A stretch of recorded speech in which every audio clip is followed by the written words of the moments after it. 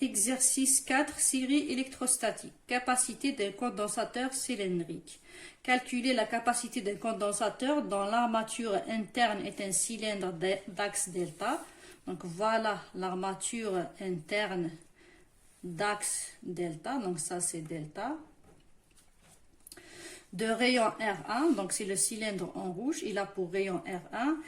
Et dans la surface interne de l'armature externe est un cylindre d'axe delta, donc ils partagent le même axe.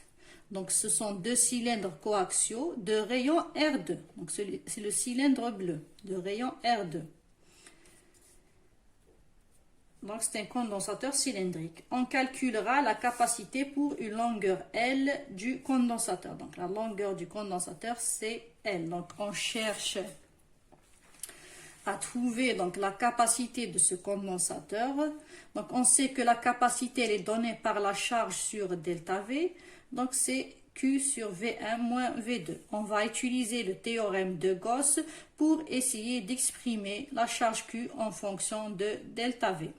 Le théorème de Gauss, il dit que le flux à travers une surface qui est fermée d'un champ E, c'est l'intégrale de E ds, de E scalaire ds, est égal à la somme des charges à l'intérieur de cette surface fermée sur y0. Pour le cas d'un cylindre, le champ est radial. C'est-à-dire, si on exprime E en fonction des coordonnées cylindriques, c'est-à-dire R, θ et Z, ce champ E, il ne va pas avoir de composante selon θ, ni de composante selon Z, mais seulement une composante selon R. Et ça, c'est pour des raisons de symétrie. Donc, nous avons E, il va s'exprimer en fonction de R, il va être porté sur le vecteur unitaire UR. Donc, je vais revenir sur le théorème de Gauss.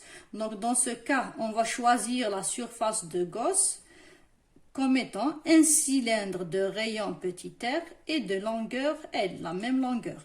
Donc, le cylindre de Gauss, il est là. Donc, c'est celui en vert avec un rayon petit r qui varie entre R1 à R2. Donc, petit r, il est compris entre R1 et R2. Donc, si on calcule le théorème de Gauss, c'est-à-dire cette intégrale de E ds sur ce cylindre qui doit être fermé, donc ce cylindre fermé, il est composé d'une surface latérale plus deux surfaces horizontales. La première qui est en haut et la deuxième qui est en bas. Donc, l'intégrale de EDS sur cette surface fermée, cette surface verte qui est fermée, c'est quoi?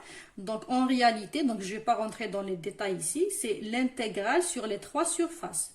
Sur la surface latérale, plus sur les deux surfaces horizontales. Or que, pour les surfaces horizontales, nous avons l'intégrale de EDS. E, il est radial, donc il va être comme ça. Et le ds, il est vertical. Donc, je vais avoir E scalaire ds. Donc, ça va me donner 0. Ils sont perpendiculaires. La même chose pour la surface qui est en bas. Donc, je vais avoir E et le ds, ils sont perpendiculaires. Donc, ce produit scalaire, il va être égal à 0. Donc, il va me rester que le produit scalaire sur la surface latérale.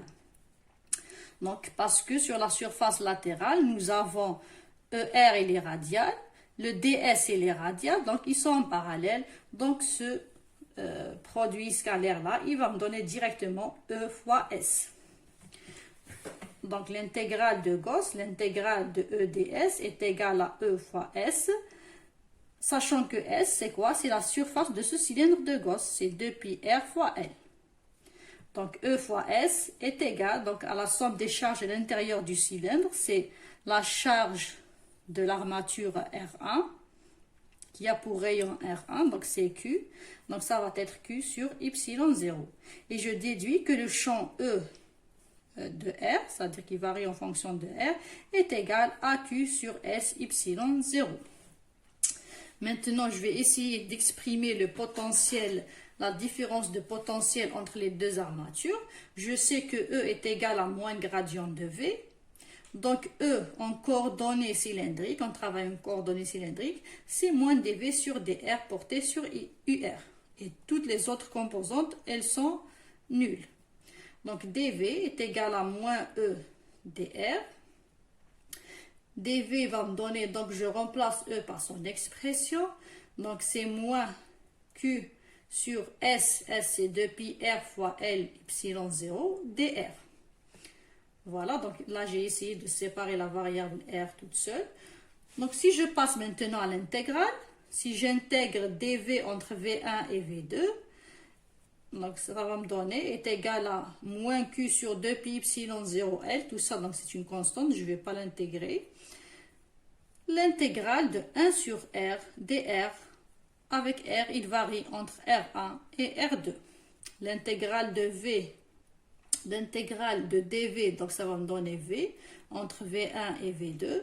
Donc j'ai ma constante et l'intégrale de 1 sur R dr, il va me donner ln de R entre R1 et R2.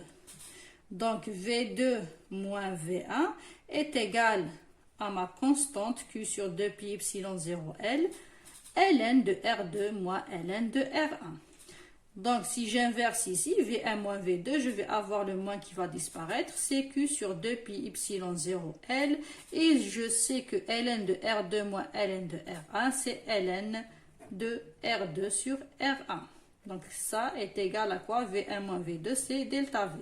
Donc là, j'ai exprimé la charge Q en fonction de la différence de potentiel delta V.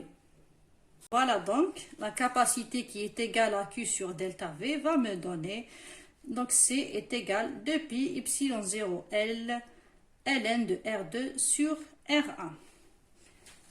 Deuxième question, donc on va examiner le cas où